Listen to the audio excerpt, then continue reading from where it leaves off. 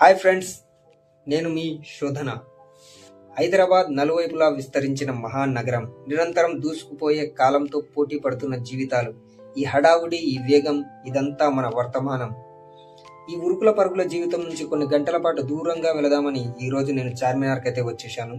మీరు కూడా ఈ ఉరుకుల పరుగుల జీవితం నుంచి దూరంగా కాసేపు గడపాలి అనుకుంటే మీ అమూల్యమైన ఈ అత్యంత ఆధునిక నగర హృదయంలో నాకైతే ఒక చోట హృదయం ఆగినట్లు అనిపిస్తుంది.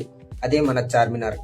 ఈ 4 మినార్ల మధ్య నిలబడినప్పుడు నేను కేవలం ఒక పర్యాటకుడిగా అయితే ఉండలేను. నా మనసు వెంటనే భూతకాలపు లోతుల్లోకి ప్రయాణం చేస్తుంది. చుట్టూ ఉన్న జనసందోహం, వాహన శబ్దం, ఇంటర్నెట్ గోడలు అన్నీ మాయమైపోతాయి. నేను ఊహించుకునేది కేవలం నిర్మాణం కాదు, ఆనాడు ఈ నగరాన్ని పాలించిన రాజుల రాజసం, వారి దైనందిక జీవితం. ఏ సౌకర్యాలు లేని ఆ రోజుల్లో ఈ నగరం ఎంత ప్రశాంతంగా, ఎంత గొప్పగా వెలిగి ఉండేదో. ఆ పాత యుగంలో నన్ను నేను చూసుకుంటుంటే ఒక అనిర్వచనీయమైన ఆనందం, అనుభూతి కలుగుతుంది. చరిత్రలో జీవించడం అంటే ఇదేనేమో. గతంలో జీవిస్తే బాధేస్తుంది, కానీ ఇలాంటి చరిత్ర గతంలో జీవిస్తే మనస్సు ఎంత తేలికవుతుందో కదా.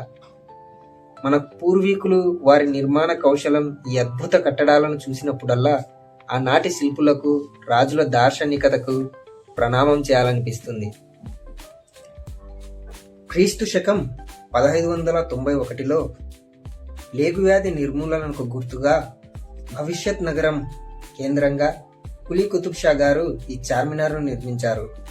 ఇదొక పవిత్ర స్థలం, ఇదొక నగర చిహ్నం.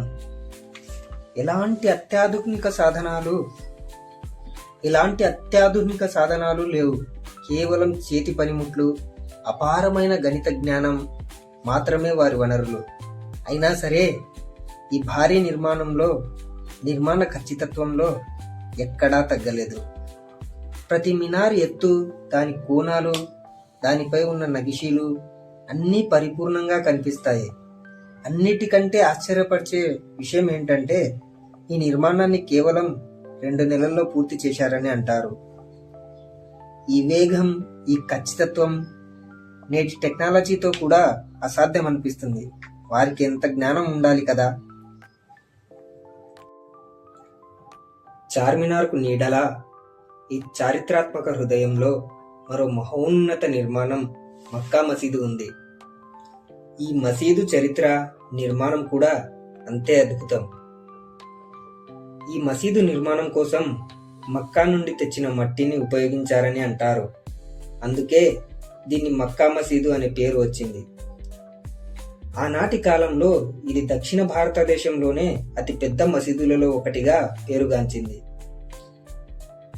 ఈ మసీదు నిర్మాణానికి సుమారు 80 సంవత్సరాలు పట్టిందట. మసీదు లోపల ఉన్న భారీ రాతి స్లాబ్లు, వాటిని అంత దూరం నుండి ఇక్కడికి తీసుకురావటం, అవి ఒక్కొక్కటి ఎంత బరువు ఉంటాయో ఊహించుకుంటేనే ఒళ్ళు గగురు పొడుస్తోంది. ఆనాటి శ్రమ, నిబద్ధతకు ఇవి ప్రతీకలు. ఇక్కడ ప్రతి స్తంభం, ప్రతి తోరణం మనకు ఒక కథ చెబుతుంది. అది రాజుల విశ్వాసం, శిల్పుల నైపుణ్యం, నిర్మాణంలో ఉన్న పట్టుదల గురించి చెబుతుంది.